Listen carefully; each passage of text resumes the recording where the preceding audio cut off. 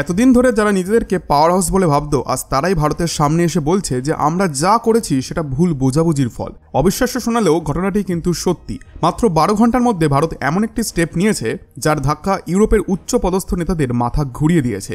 এখন রিপোর্ট উঠে আসছে যে ইউরোপিয়ান ইউনিয়নের সিনিয়র লেভেল থেকে একটা কথাই ঘুরে ফিরে বলা হচ্ছে যে আমরা ভারতীয় তেল পরিশোধনাগার বা গ্লোবাল সাপ্লাই চেনকে টার্গেট করিনি।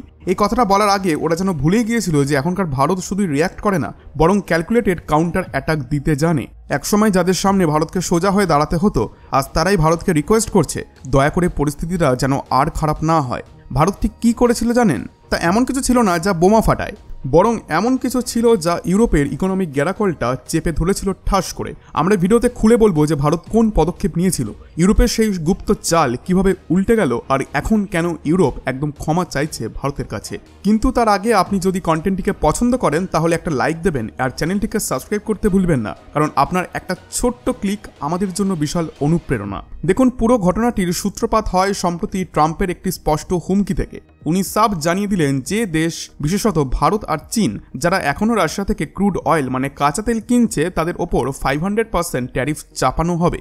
কিন্তু ব্যাপারটা এখানেই থেমে যায়নি। ভারত এই হুমকিকে পাত্তা না দিয়ে সরাসরি WTOর দরজা পর্যন্ত পৌঁছে যায়, এবং এখানেই আমেরিকা বুঝে যায় যে ভারতকে নিয়ে ছেলেখেলা করা যাবে না, কারণ ইন্ডিয়া এখন তাদের ইকোনমিক্যালি অপরিহার্য পার্টনার। কিন্তু আমেরিকা তো আমেরিকাই, ওরা আবার আরেকটা চাল চাললো। এবার তারা তাদের পুরনো ঘুঁটি ন্যাটোকে সামনে আনে, এই 32টি দেশের সামরিক জোট যেটা লিডারশিপ করে আমেরিকা। আর সেখানকার ন্যাটো চিফ কথায় কথায় একেবারে হুমকির সুরে বলে ফেললেন, যদি ভারত, ব্রাজিল বা চীন এইসব দেশগুলি রাশিয়ার সঙ্গে তেল কেনাবেচা চালিয়ে যায় তাহলে ন্যাটো এদের ওপর 100% স্যাংশন আরোপ করবে। কিন্তু ভারত এখানেও এক চুলো পিছু হটল না।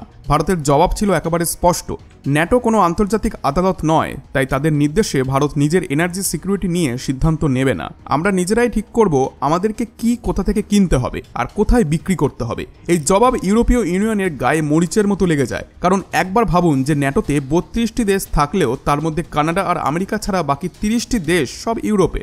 আর যখন ভারত এই নাটকীয় হুমকিকে পাত্তা না দিয়ে নিজের ডিসিশনেই অটল থাকে, তখন ইউরোপ বুঝে যায় যে ভারতকে সহজে বাগে আনা যাবে না। তাই ইউরোপীয় ইউনিয়ন এক প্রকার প্রতিশোধ নিতেই নিজেদের লেভেল থেকে রাশিয়ার বিরুদ্ধে 18 স্যাংশন প্যাকেজ ঘোষণা করে। কারণ পশ্চিমারা এখন একটা জিনিসই চায় যে রাশিয়াকে একেবারে ফিনান্সিয়াল ও ট্রেড ওয়াইজ অসহায় বানানো, যাতে তারা ইউক্রেনের সামনে মাথা নত করতে বাধ্য হয়। তবে এই গোটা ঘটনার মাঝেই ইউরোপের ভেতরে যে ভারতের প্রতি ঈর্ষা ছিল তা আর চেপে রাখতে পারল না। তাই তারা এই সুযোগে 18তম স্যাংশন প্যাকেজে একটা খারাপ চাল চালল। ভারতের দ্বিতীয় বৃহত্তম রিফাইনারি গুজরাটের নায়রা এনার্জি লিমিটেডের ওপর সরাসরি স্যাংশন বসিয়ে দিল। ভাবুন কেমন ব্যাপারটা, যে রিফাইনারি থেকে ভারত তেল রিফাইন করে আর তার সস্তা দামে ইউরোপে কিনে লাভ করে, আর তার ওপরই এখন স্যাংশন। এটাই শুধু নয়, যে ইউরোপ ভারতকে রাশিয়ার সঙ্গে সম্পর্ক নিয়ে প্রশ্ন করছে, তারাই আবার রাশিয়া থেকে লিকুইফাইড ন্যাচারাল গ্যাস অর্থাৎ LNG আমদানি করছে। উল্টে আমেরিকার ভেতরেও রাশিয়ার টাইটানিয়াম কোম্পানিগুলি বিনা বাধায় চলছে। এই ডবল স্ট্যান্ডার্ডের জবাবে ভারতের বিদেশ মন্ত্রক সরাসরি ইউরোপিয়ান ইউনিয়নকে হিপোক্রিট বলে আখ্যা দেয়, আর এরপরেই যেন তাদের হুঁশ ফিরল। এখন তো অবস্থা এমন দাঁড়িয়েছে যে ইউরোপিয়ান ইউনিয়নের দূতেরা নিজেদের পক্ষ থেকে ভারতের কাছে সাফাই দিচ্ছে। রিপোর্ট অনুযায়ী তারা ভারতের কাছে ক্লিয়ারলি বলেছে যে এই স্যাংশন রাশিয়ার বিরুদ্ধে, ভারতকে টার্গেট করার কোনো উদ্দেশ্য ছিল না। ভারতের গ্লোবাল সাপ্লাই বা ক্রয় ক্ষমতার ওপর তার কোনো প্রভাব পড়বে না। এবং জি বিজনেসের রিপোর্ট অনুযায়ী তারা এটাও পরিষ্কার করে বলেছে যে আমরা ভারত থেকে আমদানি বন্ধ করছি না। হ্যাঁ, তারা সরাসরি না বললেও ইনডাইরেক্টলি পুরো মেসেজটা পরিষ্কার যে তোমরা রাশিয়া থেকে তেল কিনতেই পারো, আমরা তোমাদের বাধা দিচ্ছি না। মানেটা কি দাঁড়ালো? সামনে মুখে মিষ্টি কথা আর পেছনে গিয়ে সুযোগ পেলে ছুরি মারার প্রস্তুতি। কিন্তু এখন ভারতের স্ট্যান্স এমন, যেখানে তারা যেভাবে ইউরোপের দুইমুখ নীতিকে পাবলিকলি এক্সপোজ করেছে, তারপর তাদের সাহসী নেই ভারতকে আবার সরাসরি থামানোর। কিন্তু এখন প্রশ্ন উঠছে একটাই, যে ইউরোপিয়ান ইউনিয়ন যখন এত সহজে নিজের অবস্থান থেকে পিছিয়ে আসছে, সেটা কি শুধুই ভারতের কূটনৈতিক চাপের ফল, নাকি এর পেছনে আছে আরো গভীর কোনো চেস মুভ, যা লিড প্লেয়ার আজ ভারত?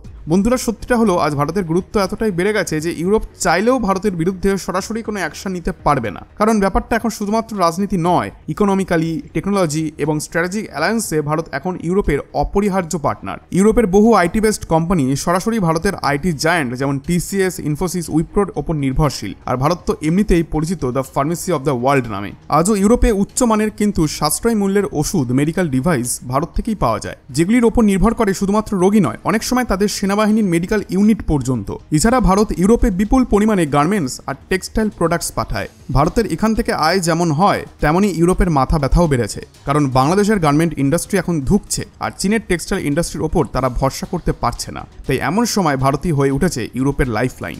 আরও গভীরভাবে দেখলে বোঝা যাবে যে চীনের প্রভাবকে ব্যালেন্স করার জন্য ইউরোপ আজ ভারতের সাথে স্ট্র্যাটেজিক পার্টনারশিপ চায়, কারণ যদি ভারত পিছিয়ে যায় তাহলে চীন তার লো কোয়ালিটি প্রোডাক্টসের ডাম্পিং শুরু করবে, আর শেষমেশ ইউরোপকেই মাথা নিচু করে ভারতের দিকে ফিরে আসতে হবে। এটাই তো মূল কারণ যে আজ ইউরোপ চায় India EU free trade agreement, যাতে ভারতীয় পণ্য ডিউটি ফ্রি ইউরোপের বাজারে ঢুকতে পারে আর চীনের জঞ্জাল থেকে রেহাই পাওয়া যায়। শুধু তাই নয়, রাফাল যুদ্ধবিমান সহ একাধিক ডিফেন্স ডিলের মাধ্যমে ফ্রান্স সহ ইউরোপীয় দেশগুলির ডিফেন্স কোম্পানিগুলির মোটা ইনকাম আসে ভারত থেকে।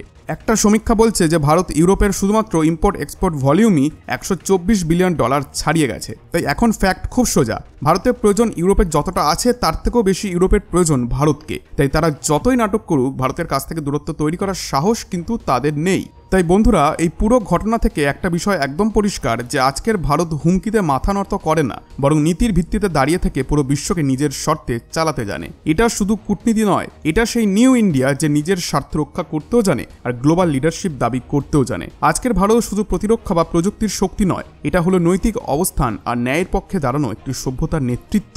কারণ আমাদের কাছে সম্পর্কের মূল্য আছে, কিন্তু আত্মসম্মান তার থেকেও বেশি। আর এই আত্মবিশ্বাসী আমাদের আসল অস্ত্র, যার ওপর ভর করেই ভারত আজ শুধু দক্ষিণ এশিয়ার নয়, পুরো দক্ষিণ পাওয়ার ব্যালেন্সার হয়ে উঠেছে। এই ভিডিও যদি আপনার মধ্যে একটুও গর্ব আর আত্মবিশ্বাস জাগায়, তাহলে কমেন্টে লিখে জানান যে আমি একজন ভারতবাসী এবং আমি নিজের দেশকে নিয়ে গর্ব করি। আর বন্ধুরা, এরকমই জ্ঞান সমৃদ্ধ ভিডিওর জন্য সাবস্ক্রাইব করে বেল আইকনটায় অল সিলেক্ট করে রাখুন। ধন্যবাদ।